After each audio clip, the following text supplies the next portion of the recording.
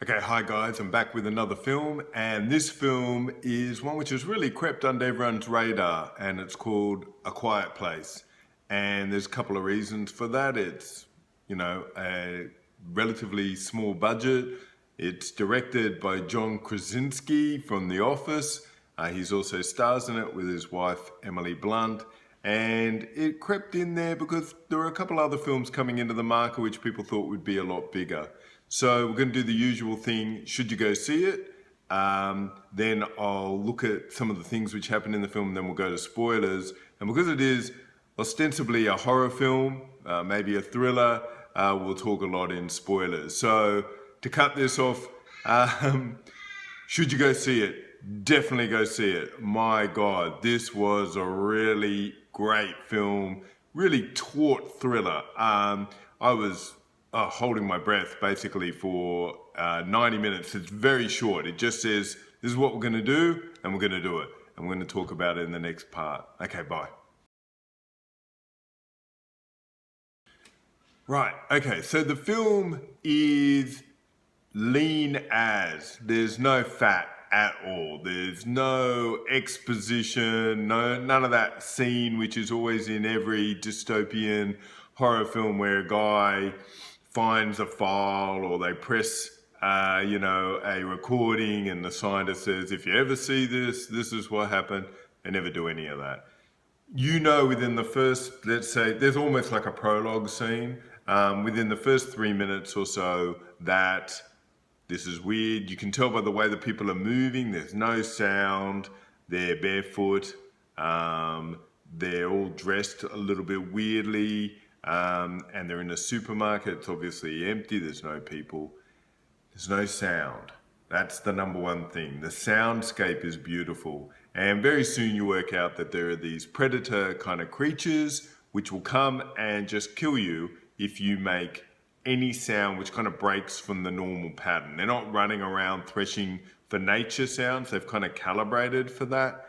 And just that premise is enough to put you on edge because, there are kids involved and it's just really, really well done. So this was written as a script for a while, and it just hung around Hollywood. And then John Krasinski came in, took the script and rewrote it.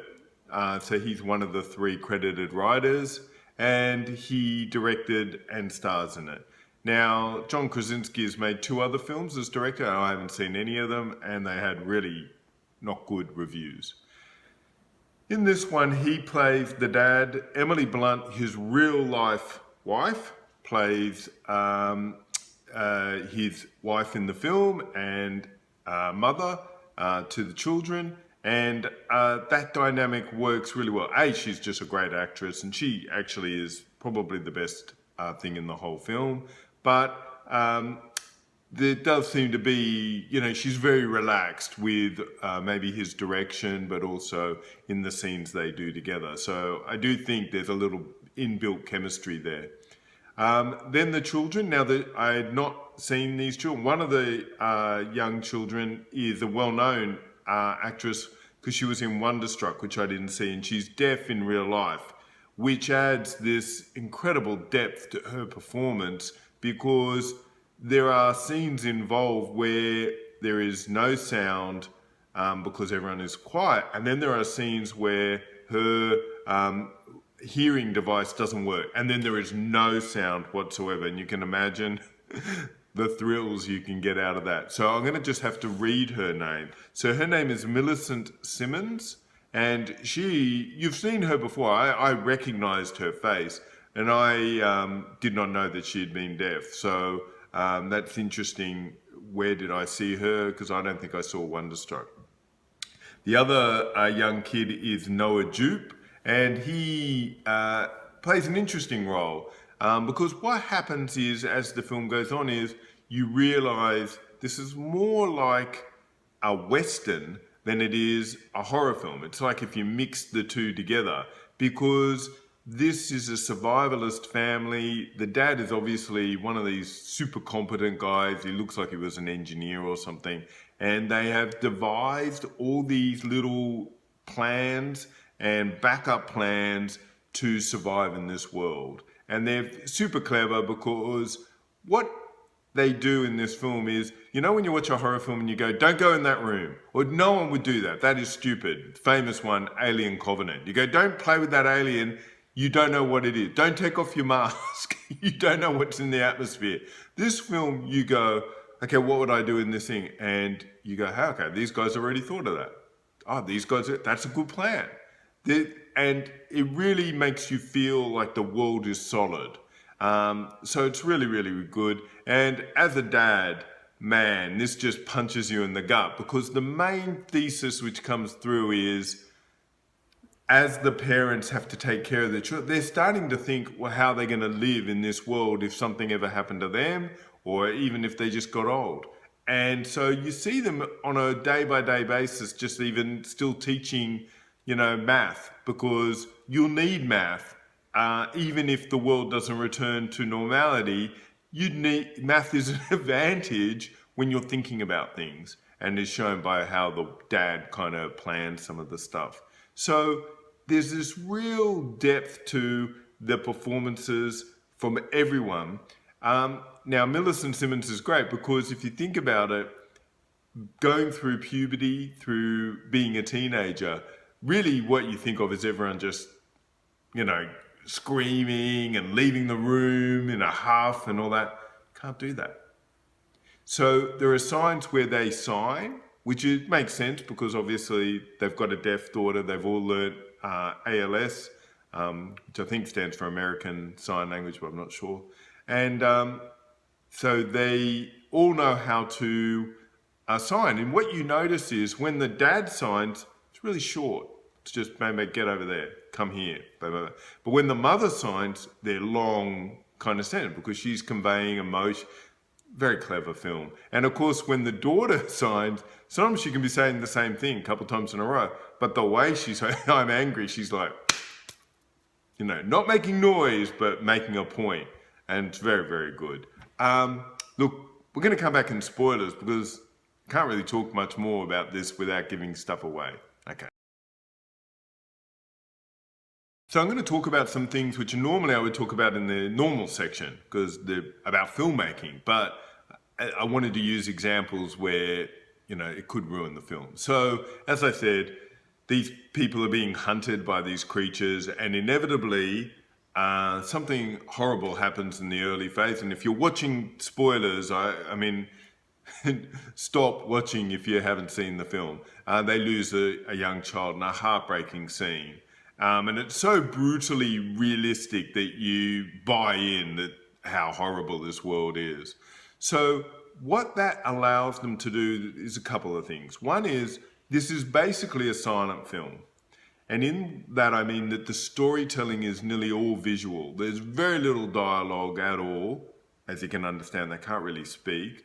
And when they do, it really carries a punch. And even when they're doing their signing and it has subtitles, it still is quite sparing. You know pretty much 99% of the time what is happening in the story just through the expressions and because you know about the world. So it's great visual storytelling, and you have to be a pretty good director to pull that off. So Krasinski has really knocked me out on this one. The second thing is thinking about a soundscape for a silent film. A lot of times when you do filmmaking, for instance, the first thing you do before actors are doing anything is you'll take what is known as ambient sound. So the sound guy will go, everyone be quiet. And that's because in every room there's a refrigerator humming or there's a bird outside or something. And that's the warmth that you hear. And that then gets underlaid to the whole scene, wherever it is. So what these guys do is they play with that because sometimes that is even missing for the deaf girl. And when that happens, you're a little bit disorientated because it's a weird thing to have no sound. Even when you're reading at home and everyone's quiet, there's stuff going on. So they really use that. Then the score kicks in. Now the score works sometimes and doesn't work sometimes. And I didn't write down the guy's name, but he's a known guy. I recognized his name. And yeah, sometimes it's a bit too much, like Bar Look Out. And but most of the time I thought it worked pretty well. So the reason why I'm harping on this is what that builds is it then allows you to do a couple of things. So the best scene, which really kicks you in the guts, is there's a real Hitchcockian MacGuffin kind of scene in which MacGuffin's the wrong word. More, I would just say, like Chekhov's nail. And that is, Emily Blunt is incredibly pregnant and she's trying to get up the stairs from the basement and she's pulling like a bag and it pulls a nail up. So it's now up and on the step, and then she keeps going up. And the whole audience is, you're kind of going, oh God, she's pregnant. She steps on that nail, she'll yell out. And what I love about that as storytelling is, often we're watching these films, Mission Impossible, Lord of the, whatever, the whole world is at stake. And at this, the stakes are very low. They're not even the whole she's by herself. So the stakes are just her, and it's a nail. And that's the beauty of storytelling. I couldn't breathe for 90 minutes basically, but in that scene I was holding myself because everyone has had that experience of stepping on something, whether a piece of glass or whatever. So inevitably she comes down and she steps and she doesn't yell. She does make a sound though, and it's enough to draw a creature, but she's not instantly like found and killed. And it's just amazing. And then the nail is left. Now, a lot of people have kind of said, hey, wouldn't you first thing fix that nail? But really, if you think about it, so many things happen straight after that they just have to dodge around it, and they do. And it is a little bit weird though. The other thing I wanted to talk about is what this film is talking about, parenting. So the parents, and this is why it's like a Western, because these parents say their number one job is just to take care of their children. And if you think about modern society right now, that doesn't seem to be everyone's number one job. You go down to the mall or a cafe, people are on their phones. I see little kids running away. I was at a restaurant with my wife a little while ago, but not that long ago. People were talking, there were toddlers running around main road to the side. And I'm one of those people, my wife is very similar, we just can't switch off. Like we're always like, what's happening? We're, especially around kids, like both of us have this kid radar. And these people were drinking and having a great time, which is fine, but they had a toddler. The toddler ran through the front gate and was running towards a busy road. And when I say busy road, like 6 lanes of cars. And my wife just sprinted, grabbed the kid by the collar about 2 feet away. Was definitely going to be, at worst, hurt badly. And the parents were grateful and all that, but you just went, what? Who is turning off with the toddler? And this is what these parents are, incredibly focused on. And also they have another criticism from some people is they then have another child. And it is being seen as a bit of like a pro-life kind of thing. And I don't think of it that way at all. I think people are thinking too black and white. In that situation, you are thinking this could be the end of the human species. And I think it would just kick in that you had lost a child, you would want to recreate and procreate the species. So I don't think of it as I think it's just there is always a need for life rather than pro-life. The other thing I wanted to talk about is there are some great scenes in where the father has to teach the child how to live, and the child is obviously super scared, and the father has to get through to him what it means to be protecting someone else.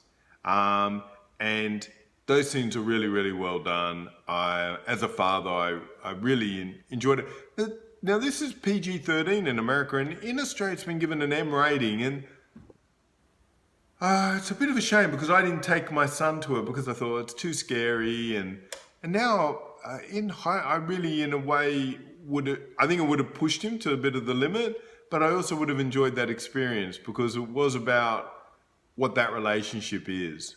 Look, this is just a really, really good film, like great storytelling, really well crafted, nice short. I mean, it is so short because what it does is it just takes you right up to the limit of what that story can do.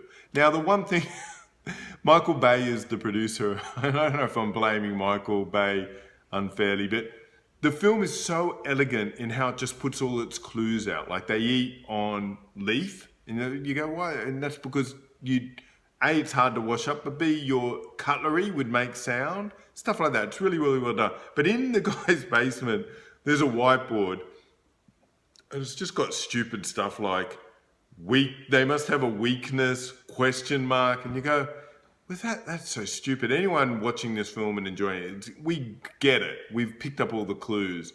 And I can't help but feel Michael Bay said, should put a whiteboard there to tell the stupid people what's happening. All in all, I really love this film. I think it's one of the best experiences I've had in a theater for a long time because everyone was so quiet. Like, you couldn't even eat because to make sound felt like you were betraying the people on the screen. Really good experience. Go see it in the theater. See it before anyone tells you too much about it. Okay, that's it for today. If you like what I'm doing, subscribe. Hit the like button if you like it, because then more people see my stuff. Hit the bell and then you'll hear about when I've got new stuff up. And I'm on Twitter at Guru Eden, and a million films coming. So I'll talk to you soon.